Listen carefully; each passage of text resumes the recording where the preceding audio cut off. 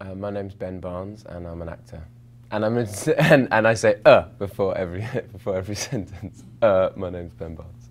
My first job after I left school was singing with a big band, and I used to sing like Stevie Wonder covers in a really white way, and that was that was my very first job, and I did about 3 of them, I think. And then no one wanted to hire me anymore.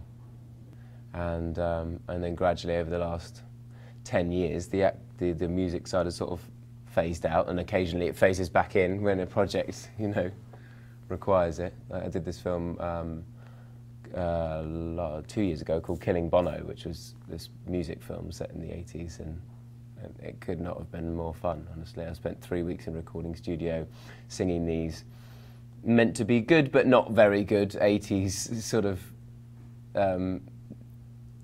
songs that weren't smash hits because we just made them up, and sort of prancing about with Flock of Seagulls hair and guy liner and earrings and dreadful, dreadful outfits. What accents can you do, just off the top of your head? Like... I can't do Canadian, and I struggle with Northern Irish.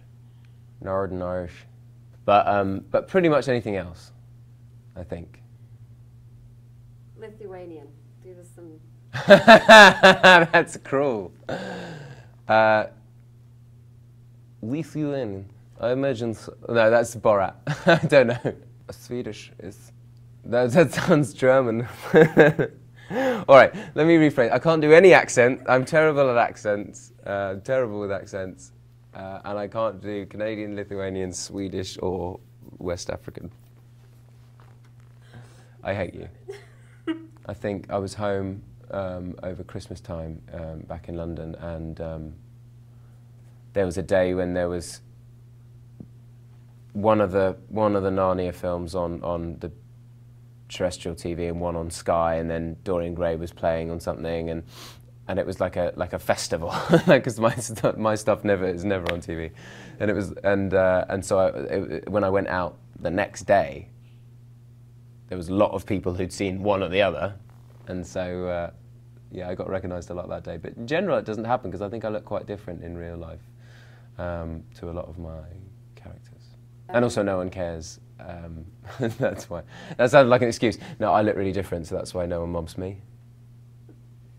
Or you're just not famous, get over it. I know that there's a rose named after Prince Caspian. How does it feel to have a rose named after I had to do so much stupid promotion for that film. I mean, most of the stuff I got to do was extraordinary and a life event. And, you know, I got to go to New York and be in Times Square. I got to go and turn on the Christmas lights in Regent Street. And then I also had to go to, you know, get in a car for 3 hours and go to Berkshire to be there at the naming of the Prince Caspian Rose, which was clearly they only named it so that I would go there at the same time the film came out, and it was just, I mean, it was very sweet and everything, but I thought, oh, a new breed of rose, how exciting, it's going to be like massive and purple.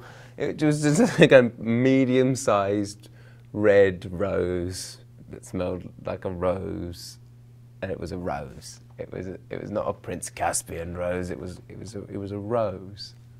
Oh wow! Wow! Thank you. That's amazing.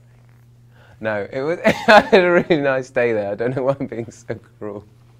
I had a very nice time there.